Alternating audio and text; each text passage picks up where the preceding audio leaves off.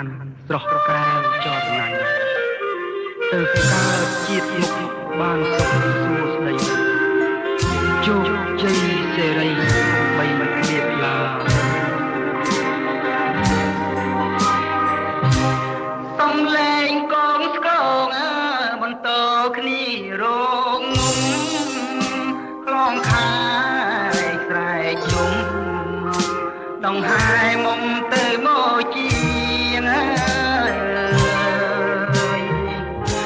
ញាតិមិត្តចិត្តឆ្ងាយសោកស្ដាយគ្រប់គ្នា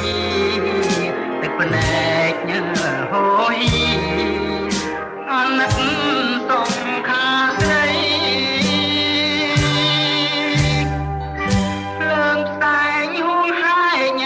រូបកាយមុំមេឃមី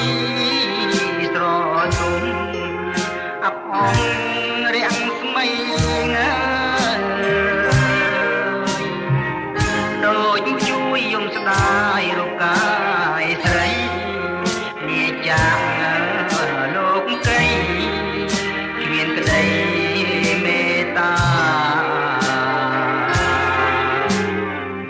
ស្ដាយណាស់មិនបានឃើញទាំងត្រា